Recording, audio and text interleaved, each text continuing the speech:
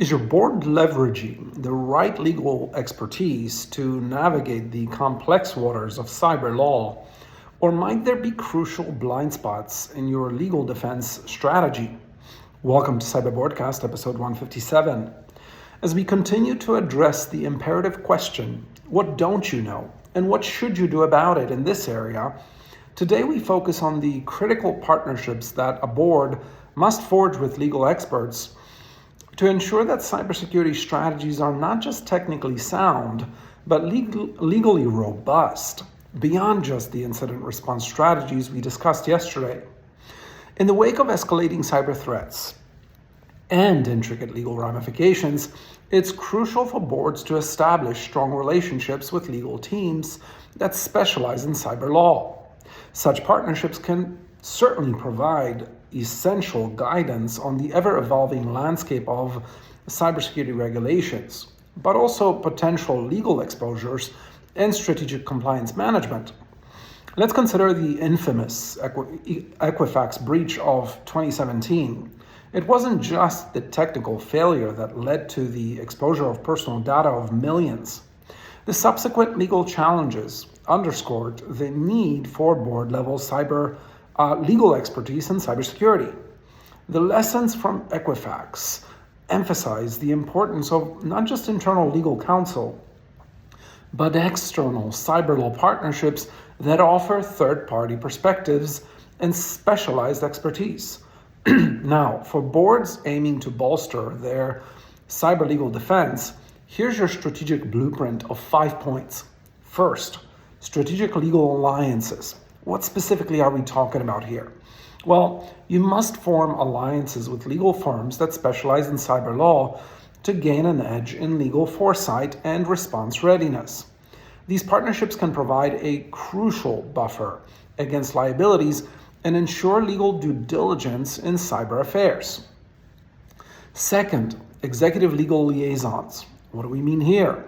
You need to assign your internal legal counsel, or if you don't have one, an executive team member, preferably with a legal background, to coordinate between the board and legal partners, ensuring that cyber legal advice translates into actionable insights and strategies at the board level, so that your board has a legal scout, if you will, in between the two worlds.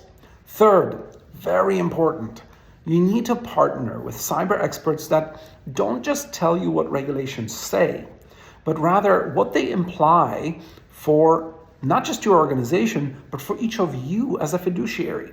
Now, CyberNation Central focuses on translating every law, regulation, standard, and best practice framework in the US and across countries globally into what it means and what it requires of your board versus C-suite, your CEO versus your COO versus your chairman versus every other individual title on your board and executive team, and each fiduciary, right? And what each fiduciary should be doing about it. Make sure you have access to this kind of intelligence. 4, legal cyber crisis simulations. You need to engage in cyber crisis simulations that include your legal partners. This will not only test your incident response, but also your legal response, right? Ensuring that you cover all the bases from technical recovery to legal disclosure, as well as public relations, which is so critical in a breach. Do not announce these simulations either, right? You need to test your partners and their ability to handle the real deal, right? They can't prepare for it, right? Now, 5th, continuous legal education. Commit to ongoing legal education for your board and C-suite, facilitated by your legal partners. This ensures your leadership stays updated on cyber law developments and can lead with a legally informed strategy. Stay tuned for episode 158, where we move on to a surprise topic you'll be glad you didn't miss. Until next time, I'm Andrei Setnarski, and this is Cyber Broadcast by CyberNation Central, where we always empower you to turn legal partnerships into a strategic cyber fortress for not just your organization, but for you as an individual fiduciary.